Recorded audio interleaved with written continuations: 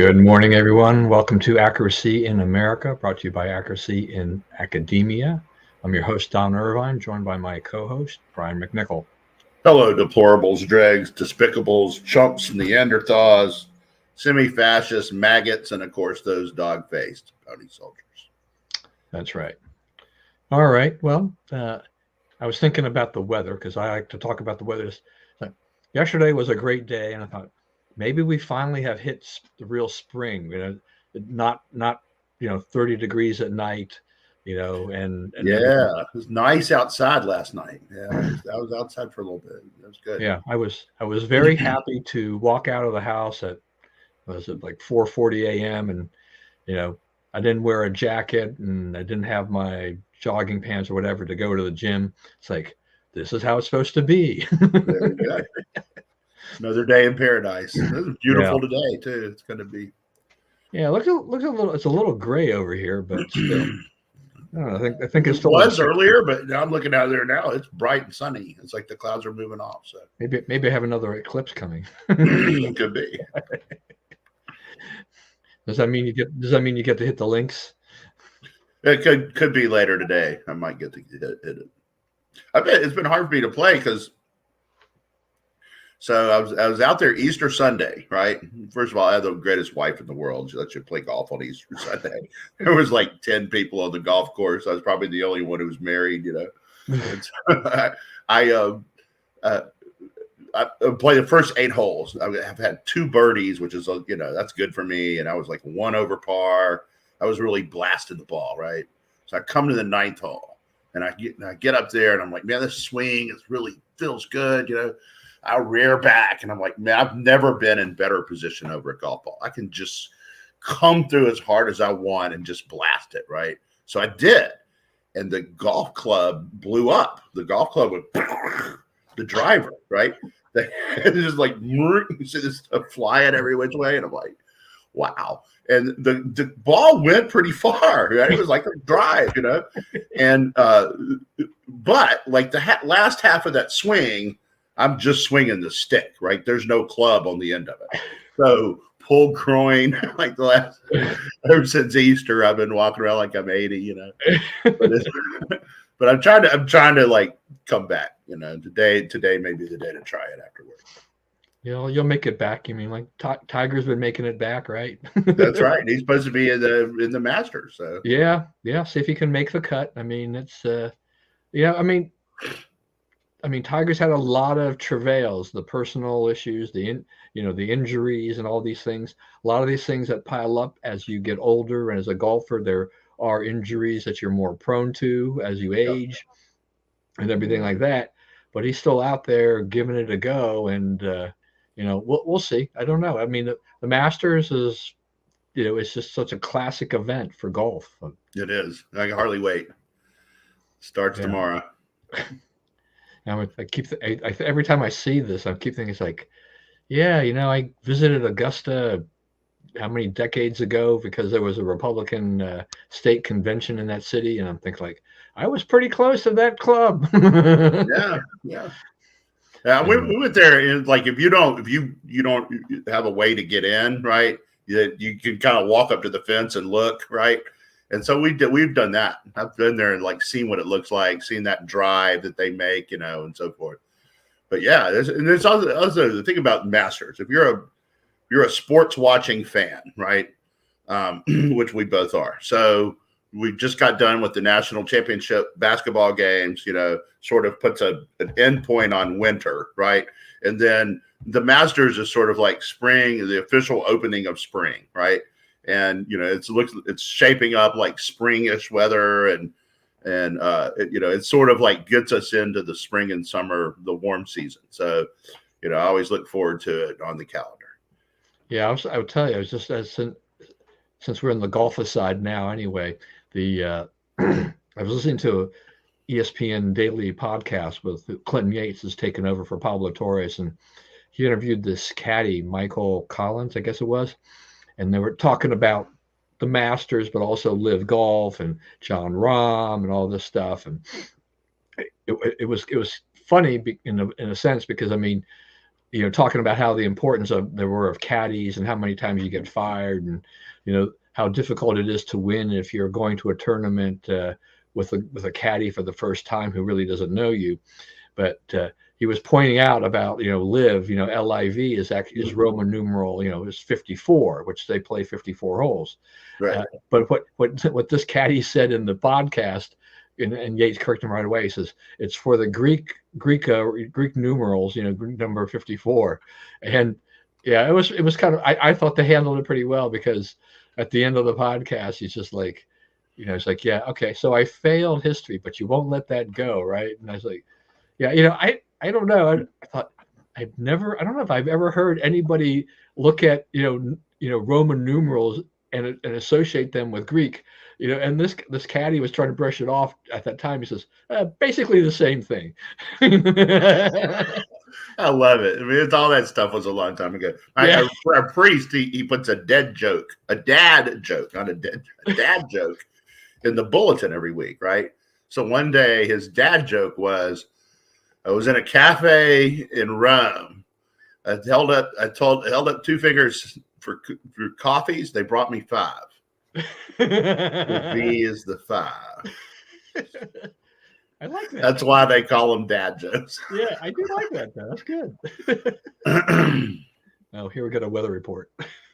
Oh, that's right. Yeah, that's right. Shreveport, they've had some serious rain down. I think we're due for. I think we're going to get a little rainy, though, aren't we? This next few days. Yeah, so later today and tomorrow. So yeah, it's coming. Yeah, basically, just as we're drying out, we're preparing for more rain. So yeah. I knew I needed to cut the grass. And I thought, all right, what's my window here? And I'm like, look, I was like, better cut it today. Because it looks like there's a chance of rain tomorrow. It's like, so, I did beat it. And it was such like I said, it was such a gorgeous day and everything. That was, it was actually darn hot, walking around in the sunshine at 1 o'clock in the afternoon or whatever it was I was doing, or 2 o'clock. Yeah. So, but it was nice. It was nice to see and nice to have that. So we still have this whole thing in Israel going on there, and a lot of jawboning, a lot of back and forth. The left-wing Democrats seem to be digging in their heels that that Israel are the bad guys in this because of all the innocent civilians that have been killed in Gaza and the lack of humanitarian effort on the part of Israel, that kind of thing. And that we need this ceasefire and whatnot. But it was, I don't know if you saw that report from, Chris Cuomo, I guess, did some kind of editorial on News Nation or whatever. And he just ripped the left really for this, just reminding people, it's like Hamas is evil. I mean, right. And that this is, they have our people, they have Israel's people, and that, you need to get those people back. And now there's growing kind of anti-Netanyahu sentiment in Israel because they want these hostages back sooner. But this is a tough slog. I mean, this is hard. I mean, if Israel knew exactly where these people are and how to get to them, I think they'd get to the hostages a lot quicker, because I really think the IDF is one of the best defense forces in the world. And they are kind of that taking up prisoners. They will go in, they'll risk some lives to go in and save lives. Right. And I wouldn't monkey around with them. But boy, it's really tragic to see the Democrats, kind of back off on us. And I think we talked about this a little bit last week. It may not hurt them too much in some of the elections here in November, but in some areas, you may get some people who will peel off, and decide that if they don't vote Republican, which they might find an anathema because they voted Democrat all life, they just might not vote at all, or they'll skip some races or something like that, and create another problem for the Democrats. Well, a few things that Israel's the good guys here, right? They're the ones who got attacked. They have also been relentlessly surgical about what they've done, right? They've told the people where they're going to attack so that you can leave and you won't get hurt. And they have coordinated the aid delivery. They've tried to get as much aid in there as they could. It's being stolen or diverted and sold to the people instead of given to them. The thing I guess you heard last week, they shot an aid corps convoy struck by accident, right? And the 6 or 7 World Central Kitchen guys who were there to do humanitarian stuff were killed, right? So, but the whole story of that is, Hamas truck goes into the tunnel, truck with these guys comes out of the tunnel, right? IDF thinks they're looking at the same truck, right? They don't really they made a mistake, right? But the mistakes happen in war. I was like, I'll never forget. I tell my son this about this. He's thinking about joining the military, and I'm like, okay, here's the thing about the military. In the Iraq War, one point we were close to taking over Baghdad.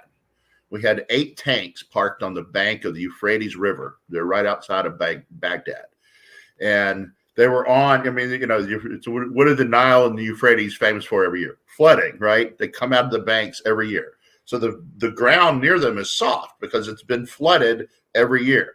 Those tanks slid off into the river. There was like 55 people. There were the people manning those tanks died, right? Because the tanks were all in there. They had no notice. All of a sudden, they're in the bottom of the river, right? So, those kind of things. It's horrible, but like America now knows, don't park your tanks by the Euphrates River because it won't work, right? But someone had to die. A bunch of people had to die to teach us that, unfortunately.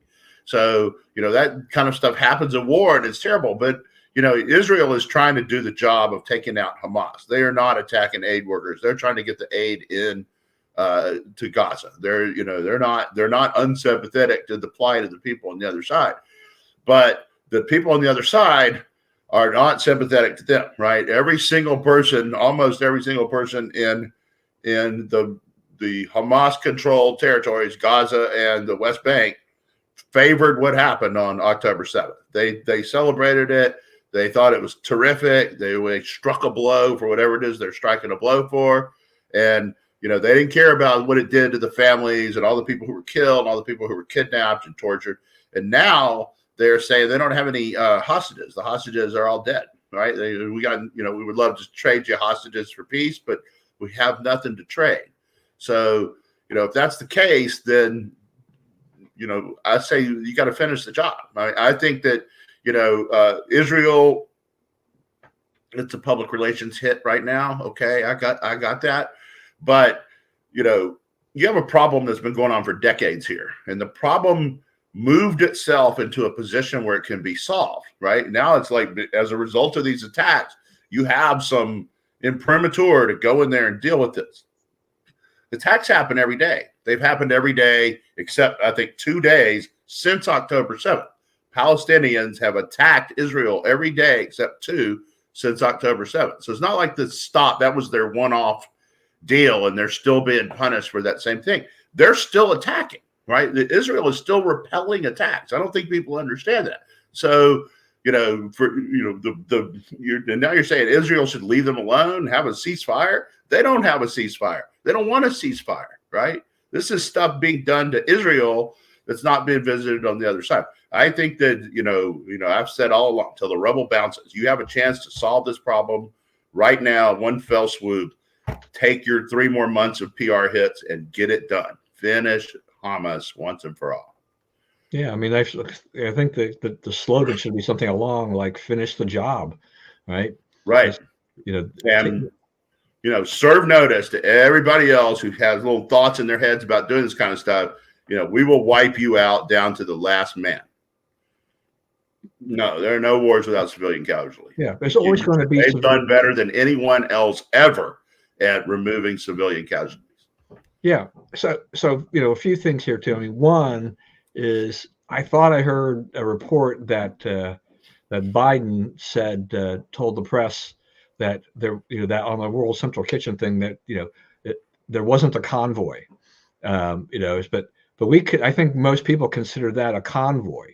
And you even called it a convoy. Now I would have considered it a convoy, but it wasn't a large convoy. But the thing is that they had vehicle after vehicle after vehicle. They were following each other. They were going along a set path.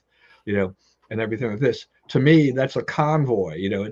They were not random vehicles following each other. This was a group of vehicles going on a specific route, to do that. So I think he erred badly there. Another thing too that bothers me about some of this is just that these recent calls for to get Netanyahu out and call for a new election. It's right. What are we doing? No, he's the guy, and we don't. Why are we choosing the leader of Israel? Yeah, well, look, you think about the Democrats. They do this all the time. They don't like the call. They want to change the ref, right? They want to change the judge in Florida. They want to change, what's going on in Israel. It's like you anything that doesn't go their way, we just get another person in there who will do what we want done. That's ridiculous. It's a travesty of justice. Yeah, well, you're in a war. The last thing you need to have in the middle of something like this is to call for a new election, right? You've got a guy who's in there. He's built his coalition, and it took him a while to get there. They had multiple elections before Netanyahu was able to actually cobble together enough support to do this.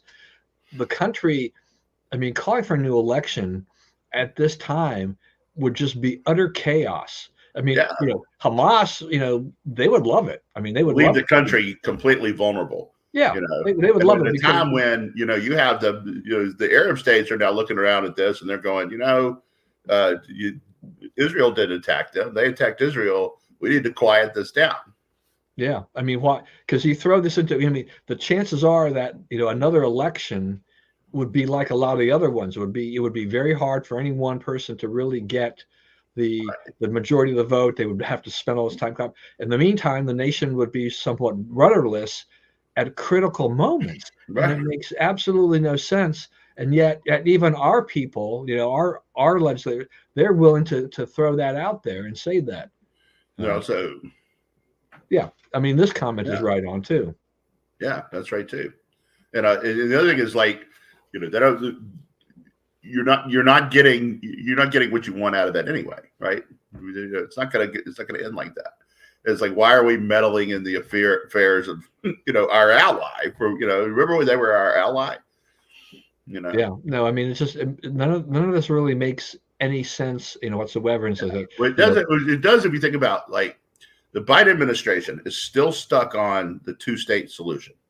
Right, that is their thing. Until we get an independent state for the Palestinians, this is not going to end. Yeah, it will if you let Israel end it now. Right, that's the play to make it end is to let Israel now. There's not going to be a two-state solution. Right, that never was workable. The other side, Hamas, that's not what they want. Right, they want one state that does not include any Jews. Make no mistake, they're not for a two-state solution. It's just this whimsical thing that the American left keeps trying to graft onto the situation. Yeah, they keep putting all this kind of pressure on. It's like, don't supply them with weapons and materiel and stuff like that. Don't give them any money. All of these things to try to choke them off a little bit, but it's just kind of ludicrous in this situation. That's right. And I think you're on this. Israel will they continue to take the PR hit. I think they just really are going to have to, they're going to have to say, look, we don't really, we don't really care what the rest of the world thinks. We have to go in there and do this, and we have to go in there and end this because this is just not situation now. It's not satisfactory, and so do it because I think the PR type of thing will continue to just drag them down a little bit, kind of be in this sense. It's John mentioned Schumer. You've got the Senate Majority Leader, a guy who should be on Israel's side, but now he's caving in too. And so you see leading Democrats cave in on this, and you're like, what are they thinking? It's like, have they totally lost the vision in terms of the idea of what the heck is going on over there? And they actually want to trust Hamas. They would support a two-state solution when what the result would be if they even tried going down that road. It's just really ludicrous to see that. So we just had a report this morning for CPI and the core inflation. So this is not going well. I mean, this is why you're not hearing about Bidenomics too much lately here, because these last reports show that inflation is not decelerating. It's going back up. Like they Yeah. hoped it would. And once again, this is all that language that they like to use. Is like inflation is here. Our prices are going up. It's just that for a little while there, that we had a period of time when the increases were slowing down, but the increases were still there. But the way the media reports it, the way the administration was reporting, it's like, hey, hail Biden, hail administration, we've solved inflation. It's going away. It's only down to 3.5% or whatever. We're gonna hit all these wonderful targets, and you're doing fine, despite the fact that the cost of most things that we buy today are way up in the last 3 or 4 years. So right, if you get the cause and effect of this right, okay, energy is going back up, and you're going to get the summer blends that always adds 4, 5, 10 cents to the gallon to the price, right? So once energy goes up, like all the other stuff, all the rest of the economy has to contract, because every energy costs go through everything we do. Everything you buy has energy cost attached to it. So the energy costs are going back up. The prices at the pump are going back up. The prices at the grocery store are going back up. And it's not going to get better before Election Day. It's not, it's going to be a steady drip until Election Day. It's not going to, there's no economic revitalization coming, because the stuff it would take to really make that happen, they're unwilling to do. Yeah, and it's taken some of the air out of the stock market. The market had run up a lot on the expectation that interest rates, the Fed would actually cut interest rates several times this year. But every time we get one of these reports, it pushes that down the road. So the March decrease didn't happen. Looks like the June decrease is off the table. So now now we're going to get pushed later into the summer to the fall. I mean, there were some pretty wildly optimistic pundits, or whatever you want to call them, that were calling for 6 or 7 rate cuts they were expecting this year.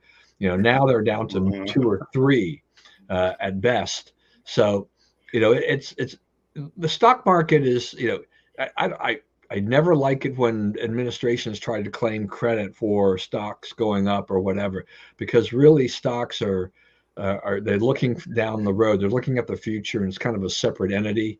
And you really can't predict diddly squat about the market. There's some sectors, tech takes off and other sectors lag. Tech falls and then the other sectors go up. And so there's you really can't tell. The average Joe really can't predict which way that's going to go.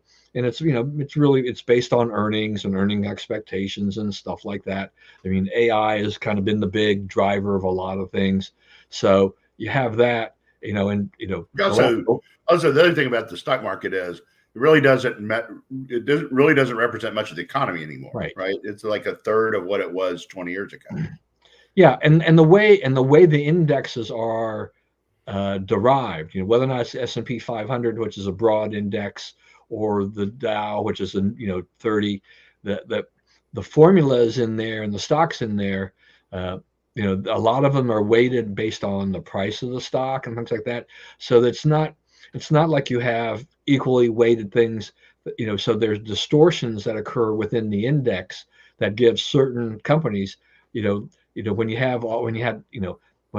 Apple and Facebook and, Amazon, Netflix, all these companies were going crazy, as their prices rose, they even, being part of the index, they drove the market higher in the index, but that didn't necessarily say that the broad market was going in the same direction. You could still have lots of stocks going completely the opposite, but because of the way the index is derived, it creates that. So if the index is broader, the Russell 1000 or 2000, you get a little bit better of a picture of that, but still there's always going to be some kind of distortion based on the way the index is calculated.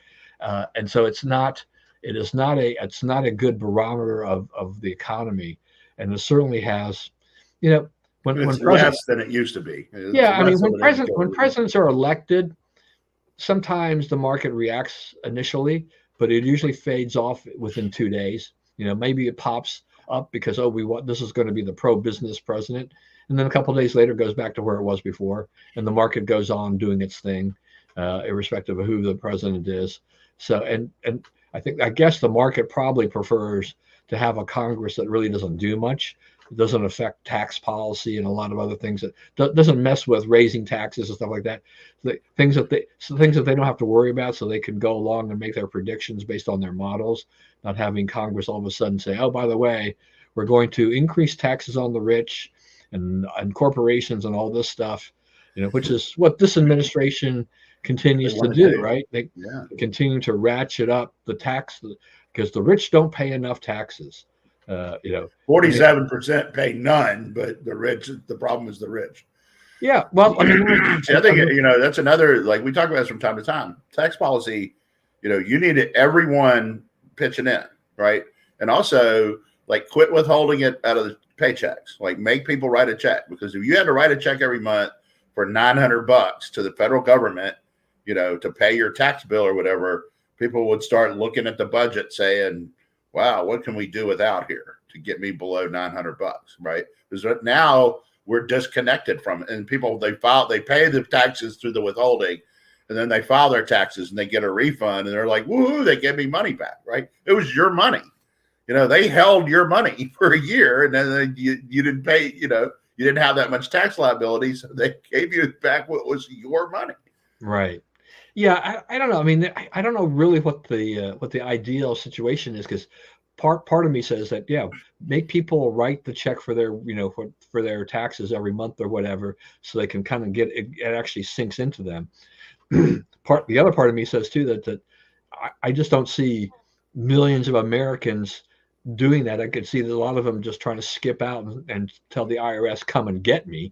Well, I mean, we'd be part of what happened to this, right? There would be, your compliance would go down. It's not going to, now it's, it's 100% of everybody who gets a payroll check because your company takes care of it, right? So you wouldn't have 100. But, the tax penalties are, most people are going to pay their taxes anyway. And you can figure out, it's pretty easy to figure out who didn't at that point, And the other thing is like, if you set it up, most people are going to set it up to where, it's auto pay. You take out of my account each month, whatever it is, right? But they still see it's 900 when it could be 700, when it could be 500, right? And but you need to feel that wound. You need to feel that pain. So maybe what it is that because we're so much into electronic means of having things done, direct deposit of your paycheck. So maybe a two-pronged thing is probably, it might drive up some of the costs for the employers to do this, and it would require recalibration of payroll systems in a sense. But basically, you send every 2 weeks or whatever the paycheck is, you give everybody their full paycheck in one transmission, and then the second transmission is that you're withdrawing all their taxes. So when they look at their bank statement, when they're online, they're like, okay, I see the money going in and I see the money going out, and if they're paying attention, they're like, whoa, wait a minute, I'm paying that much in taxes. That's a lot of money, right? I mean, what are they spending all my money on? Right. Right. And then it's because there's two things that happen there. One is just the basic look at your bank account and what is and what could be. Right. But the other thing is, okay, the power that goes with that, and the arrogance of saying, we know what's best for you. And so we'll just spend your money on these, things that we think are cool, right. I mean, it's the whole like calculation of what is important enough to spend taxpayers' money on changes. Right. Then we start saying, okay, what do we really all agree tax money should be spent on? It's like, half the EPA's budget is grants to study global warming. Do you think the country wants half the EPA's budget spent on grants for global warming, to study global warming? Right. I mean, the people on the other side say, hey, 93% of the scientists say it already. Why are we still spending on research for something that we all know? Right. And then the other side is like, you're spending them to keep, since they get the money from the government, they put out the findings that the government wants to see, right? The government's buying the science. So, all of that, then we start saying, okay, how much what is it you guys are studying that we have to study that we don't know that's ruining our lives, right? Because then we get into like how much of this do we absolutely have to do? And right now, there's no absolutely have to do. That conversation never happens in Washington, right? Because there's more than enough money to do whatever they want to do, and half the people in the country don't pay a penny for it. So that it can't go on like that. Yeah, it's like my taxes were completed this week by my accountant and everything like that, and I was like, this is where I'm like, I hate when this happens, because it happens just way too often where I get a refund from the feds and pay the state, or pay the feds and get a refund from the state. It's rarely do I get a refund from both or whatever. Things like that. The way the tax policy is, it's so different between the feds and the state. The state has, Maryland is a fairly high tax state, and so different things wind up counting in there, and so you wind up like, okay, well, that looks good. I'm gonna get this refund from the feds, and then you do your state side, and you're like, but it was the same income more or less. But then you're like, oh, wait a minute. Well, they're not giving as much on certain deductions or something like that. So therefore, more of the money is taxable, and therefore, you're probably going to owe, and stuff like that. I wish there was a better way to handle that, but maybe someday, probably not in my lifetime, based on how old I am, that maybe that we'll get some kind of simplification of tax policy, so that it doesn't just drive you crazy. There's tons of accountants or tons of tax programs out there, things that keep people busy. The whole industry is built around filing taxes, and it seems to be extremely unnecessary that we need to have all of that going on there. If we had just done that, as I said, look, how much money do we waste? Way too much money, right? And when you get people to looking at that, if you actually knew how much came out of your check that was wasted, right, then you'd get interested in looking for waste, right? And the Republicans are not, completely innocent on this either. And call them out too. Yeah. What do we need, and what do we pretty much all agree that we need, right? We agree, whole country agrees pretty much, we need a postal service, right? Whatever we got to pay, it's not a whole lot, but we need a postal service. We need to be able to get the stuff moved around. We have private sector now. You could say, okay, why can't FedEx be our postal service? And they do first class delivery, and get the things the postal service has a monopoly on. Break that up. Let the private people do it. Okay, we're never going to look at that solution, and maybe that's not the best solution. Maybe it's best to keep it like it is. There's a lot of unprofitable routes, right? When you start talking about who's going to do package delivery and daily mail delivery in Wyoming, right? That's tons of miles you're driving in terrible conditions sometimes, to take very few people their mail, But so we have this network set up, and the network's one of the great, strategic assets the country has. Is we have a way to get stuff delivered to every doorstep in America, tomorrow if we have to. So, but that's just an example. Okay, we all agree we need that. Do we all agree that we need, the department, all the stuff in the Department of Homeland Security, a lot of which is, them spying on us and political, machinations going on. There's a lot of that could just be cut out, right? I would argue we don't even need a Department of Homeland Security. I think it should be folded in other stuff like it was before. But, we can start having those conversations about what really is the government doing and what does it cost and how much do we need it. If there's the, pressure from people saying, my gosh, look what's happening to my paycheck. Yeah. It's happening now, but they don't know because it's the way it's handled, right? The way the money is collected. Right. And people need to have, politicians, they need to have the political will to do this, even if it's at the risk of their own job. Go ahead and stand up and actually try to make a difference and do something rather than get along and keep doing the thing and just keep adding 3% to this budget or that budget so that the baseline continues to grow. And we just like, we're just keep going into this deep black hole. Trudging toward Gomorrah, you know. Yeah, I was going to say that, but I withheld. Nice shot. We definitely have been doing this show long enough. Yeah, that's right. Yeah, that's another one, you know, that you lose control of that money just because of the product you chose to buy with it. And that's a good product. That's a product we actually want people to buy, right? As a house.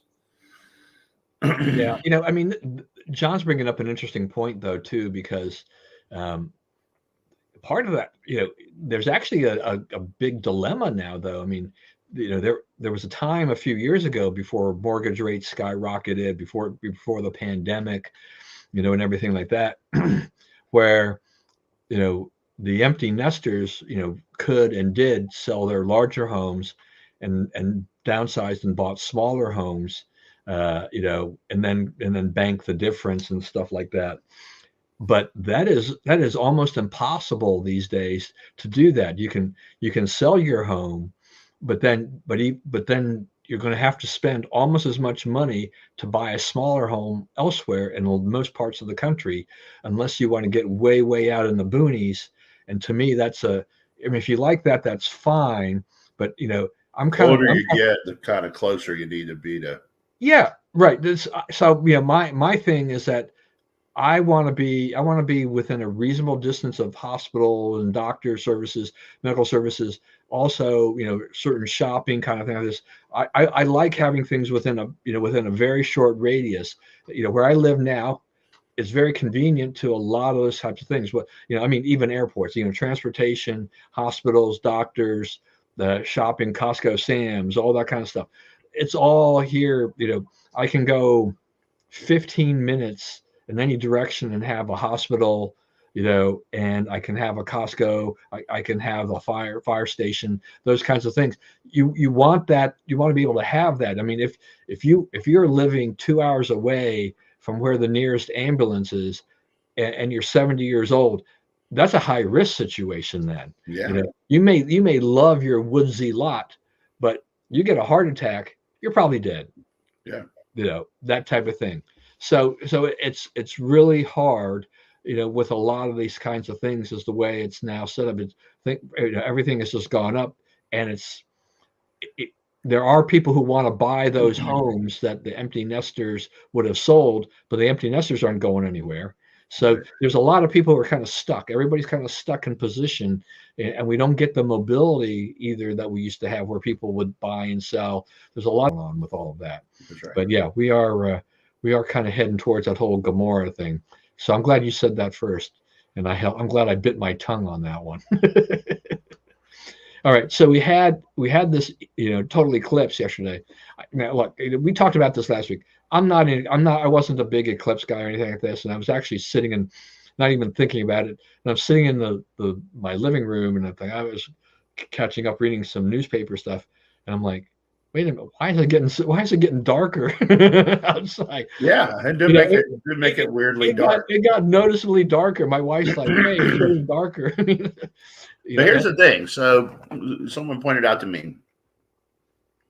So what do we have here? Like 89%, right? Totality or something. So it was still fully daylight, right? I mean, even at the darkest moments of it, the height of the eclipse, and we were looking at 11% of the sun. So 11% of the sun is enough to have day. You know, does it keep everything bright? So how awesome is the sun, right? You know what I mean? So it's pretty impressive, right? And so we went outside, and I had my little paper plates, right? Because I didn't buy the glasses. And I'm sitting there with and my neighbor, he sees me, and he's like, we bought the glasses. Would you like to borrow our glasses? So I look at it, I look at that, it's great. He goes, yeah, it's better than your plates. Like, okay, I have that coming. But I did get to see it. I like right about the peak of it too. So he let me use his glasses for a little bit. So it was pretty cool. Yeah, I mean, it is something. I mean, there won't be another one here in the U.S. for another 20 years. If you go to Spain in 2 years, and there you can go see it there. But I mean, it was interesting to I'll watch. wait till it comes to my neighborhood. Yeah. The Well, I tour mean, hits me again. one of our mutual friends. I mean, Megan Lott, right? I mean, Uh-huh. she and her boyfriend of 5+ years, they traveled to Texas to go see it. Oh, And wow. I think that's great. I mean, if if you want to go and do it, go ahead and do it. I don't how many reports I had of people who were, they got in their car and they drove 10 hours to like Vermont to go see it, and they had little kids, Yeah. which was And the always, traffic was awful. All yeah, like all these little rural places all over America. right. That was You part of the couldn't live. thing. You're right. And then you're driving with little kids, and then you're stuck on the road for hours. Is like Yeah. added stress to the whole thing. But it is something that For something that was like what, 8 minutes, six, well, eight I think minutes, it goes 4 minutes max or 4 minutes something like that. max. Yeah, But even like the totality places was a little longer now. it might have been a little bit longer there. Yeah, But I mean, it wasn't long. It was less than 10. yeah. We have friends of ours that my wife actually she contacted her a friend on Sunday, I guess it was, because she thought, oh, would you like some extra food? She was going to make kind of she was making we were feeding some people, and she was going to make she said, I'll make the vegetarian version of this a little bit and do this. And it turned out that she was up in Niagara Falls. She was already up there on business, but she was going to stick around for the eclipse. No, well, And like, why not? I mean, if you're already there, you might oh as yeah, well take it in, because I think they got a pretty good view of that up there as yeah, well. And the weather for the most part cooperated, as far as I yeah, understand, is that people didn't get things obscured by clouds. right. The weather turned out okay. Mother Nature cooperated, and people got their thrills. But as I said, it was seeing all these pictures of people wearing their glasses looking up. I just kept thinking, it's like, wasn't there like a sci-fi movie of people wearing glasses doing something like that or whatever? Yeah, I don't know. I'm not so into sci-fi stuff that I know every little thing, but it just had this whole sci-fi-esque, kind of look to it, where you just have all these people that put on these glasses to look up and do this. But it's neat. It's something that doesn't happen very often. And if you're into that, that's a wonderful thing. So that led to yeah, some comments that we had by some esteemed people. Sheila Jackson Lee, talking about the moon being made up mostly of gases and everything like this, for which she has tried to now explain that she's blamed right-wing conservatives when she says, I meant the sun and not the moon. we know, of course. Yeah, right. Yale Well, undergrad, UVA law school. She didn't do it. She didn't take the easy way. yeah, and then the View Sunny Hostin talking about that It's caused by global warming. yeah, the eclipse, cicadas, some other things. She threw a Yeah. bunch of things into there, and that was climate change. This is all a result of climate change. You're in trouble when you got Whoopi Goldberg and Joy Behar trying to correct you. Yeah, so Yeah, that's right. what we were right climate change caused the eclipse. Yeah, it's like, look, when you don't know anything about science or anything else, just shut up. Yeah. Just say the eclipse is cool. It's not Yeah. an unintelligent answer. It is cool. Yeah. It doesn't show that you don't know anything about what you're talking about. But the problem is like, the disinformation on the left is incredible. Like I've been in this thing this week, like these people were talking about whether Biden molested his daughter, right? I mean, there's, they found her diary. It's in the diary. It's pretty clearly spelled out what he did and how he did it. And, it's not in graphic detail, but it's like, there's the thing about the showers and all this stuff. And people are like, that's untrue. It's been totally debunked. James O'Keefe lied about it. It's like, no, James O'Keefe, somebody gave it to him, right? And then he called the FBI because he thought he was being set up. So I've got this thing you're going to want, right? Which I don't blame him for doing. But it's not about James O'Keefe, but it's just like the left has been programmed to say this is not true, right? They don't care about the evidence. They don't care about what she said, what the diary says, what has been proven, what is coming out in court. These people are going to jail, right? Because for stealing or trying to sell it, right? I guess they actually found it, but People are going to jail over this, right? And they're going to jail because, the government determined that they broke the law by having Ashley Biden's diary. Oh, it's not her diary. Well, yeah, it is, right? And it had not only a diary, but it had like a thumb drive or something in there that had family photos, right? They were not family photos of the McNichols. They were family photos of the Bidens, right? And so, it's obviously hers, and it's obviously what she wrote. And, she's been in and out of, drug, alcohol, and sex addiction clinics her entire adult life, which is consistent with people who were sexually abused as kids, right? And, it's not always, it's not 100% match, but it's pretty close match. And it's just, the nature of the attacks of like, you're telling me something that I am programmed to think is untrue. And it's like, I cannot even deal with the information. It's been really interesting to watch the anger and the vitriol and, of like, I'm learning a thing I don't like to learn. Yeah, conservatives. There's some right wing kooks that say a bunch of crazy things, as well out there, and it sticks with a certain part of the population. But I think that the level on the left, because they get so much attention in the media, right? I don't know how many people still watch The View anymore, but you get this kooky, not unscientific statement from Sunny Hostin talking about cicadas and the eclipse being called as a result being caused for global warming. Something. The problem with this is that there are going to be people who actually believe this, that the next time they see a cicada, like, we have cicadas because of climate change. It's like, actually, we've had cicadas for a long, long time, and there's a whole pattern and everything behind this. It's like, if you've ever been paying attention to this, eclipses, talk to the science people. They know when these are coming, and that this has been going on for a long time, and they will tell you when the next one is, and it is 2026 when the path is expected to hit over Spain and whatnot. That is not a climate change event. Right. They can predict in decades in advance. Yeah, they already know when this stuff is coming. It's like, yeah, I know. No, it's unbelievable, this kind of stuff. It's really too bad that we do have all of this, but it has just increased. If you look at research on this, people on the right know. Yeah, that's right. I should remember that more often. People on the right know far more about the entire political scene than people on the left. Right?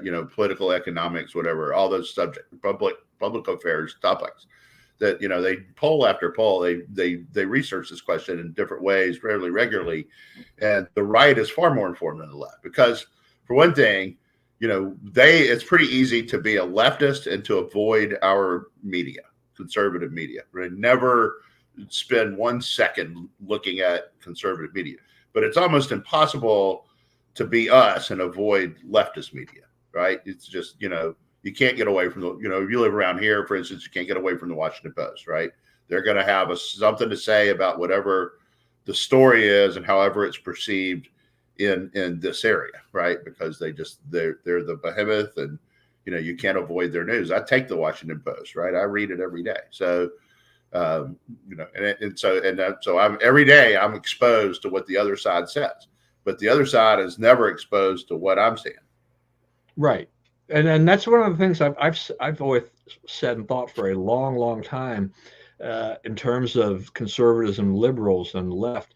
It's just that we are much better informed, much better educated on a lot of the issues, because most of us are actually willing to read all of this material or to watch all of these things.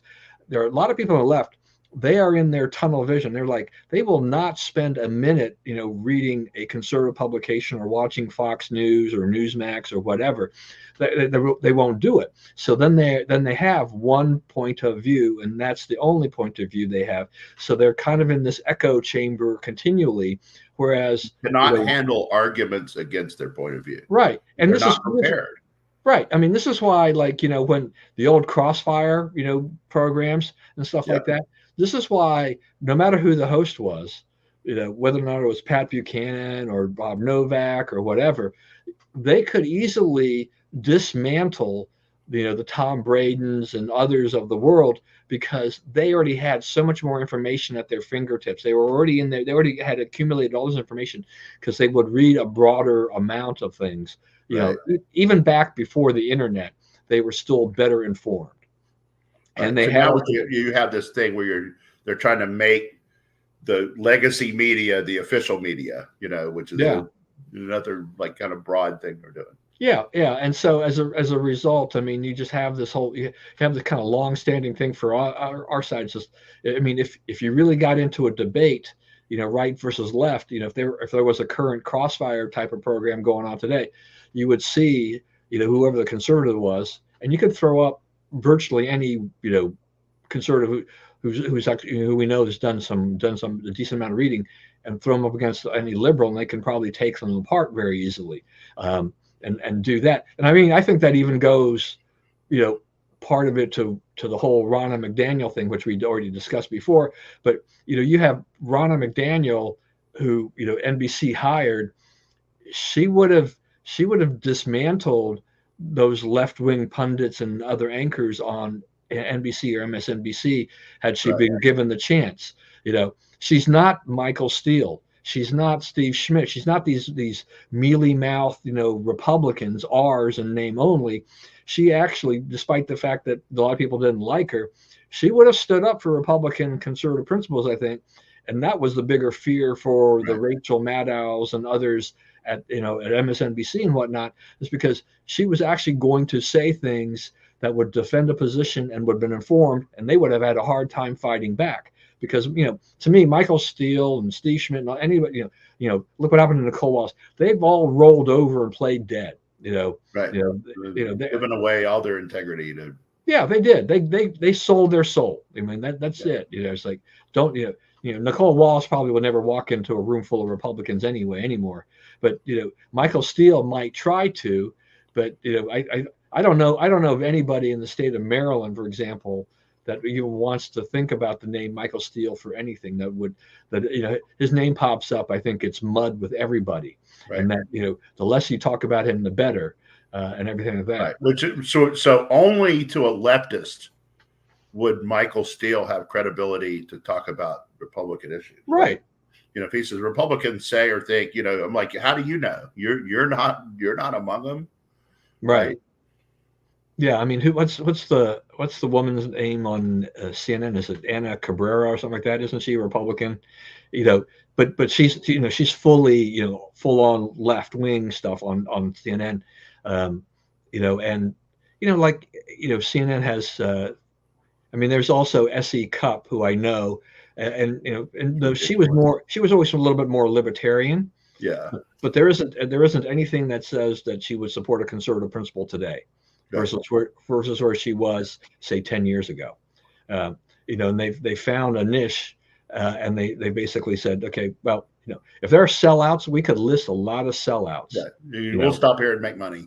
Yeah, well, okay, that's it's. But here's the thing about this, so it's the same as like the immigration bill, right? They work out this immigration bill in the Senate. They have James Lankford, who's not MAGA, right? He's a Republican, but he's not MAGA, working it out with Mitch McConnell, Chuck Schumer. Okay. So, so they never asked MAGA what MAGA thought of that bill or what MAGA thought should be in that bill. MAGA is now half the country, right? I mean, both Trump is more or less 50% in the polls. Biden's not far behind, but, Trump controls half the country. Now, the Trump movement, not the Republican Party, but the Trump movement. So when you say, okay, we're going to try to ram through legislation by finding people we can refer to as Republicans, right? And so, which allows us to call things bipartisan, right? But it's not bipartisan because the other partisan is not James Lankford. It is the Trump coalition, right? It is. But their thing is, we're not going to allow those people to have any legitimacy. We're not going to work with them. We're not going to appear on TV with them. We're not going to treat them as colleagues or with any respect or, even as, worthy adversaries on the other side, right?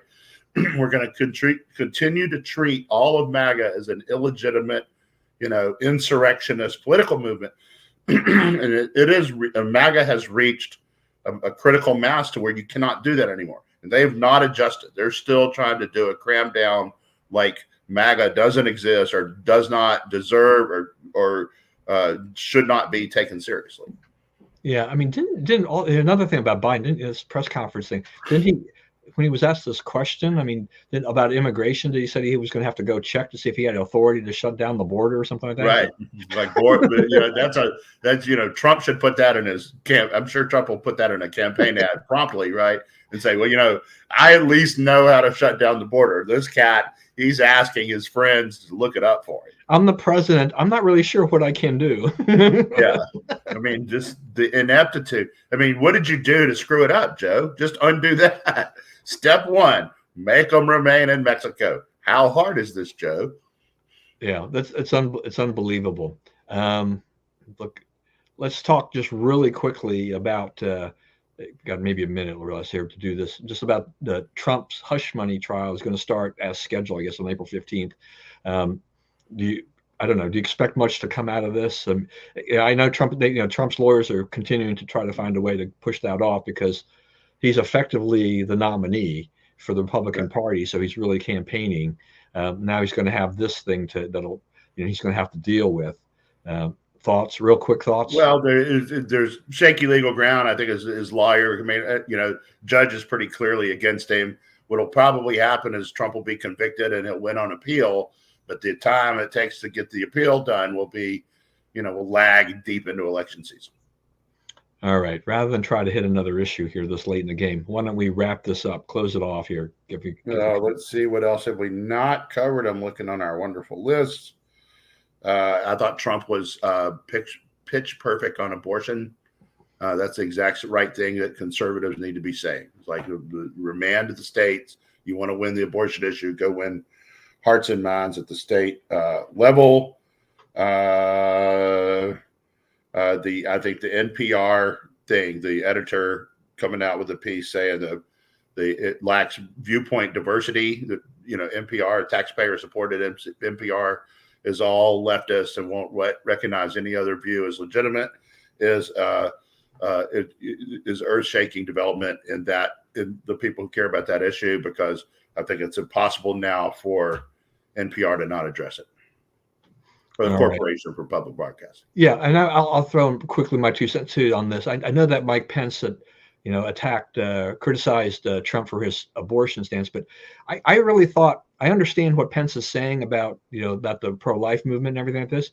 On the other hand, I thought what Trump said is exactly what we have been fighting for, right? Is that are we not states' rights? Is that these issues what we talked about, that issues like this should be back to the states, that we don't want the federal government meddling with our lives, and the voters in the states should leave it for them to decide. Work that out, win hearts and minds at that level. Right. Like that's what you made the point there. That's what we promised to do. We did not promise to end abortion in every state. We promised to end Roe, and we should keep our promise. And Mr. Pence is incorrect on that. Yeah, so I mean, I think there'll be somewhat of a divide in a sense, but I think Trump actually came out right on this, which made before he said it, I was a little bit nervous of what he's going to say, but I'm okay now with it. So driving the left crazy too. They do not know what to do about this. Yeah. All right, everybody. Thank you for joining us today. We hope you enjoyed it. Please, as always, stay safe and stay well. Remember, we live in the greatest country in the world. Do not let anybody tell you otherwise. And as always, God bless America. And also, don't cry too much when you have to pay your taxes on Monday. All right, we'll see you again next week.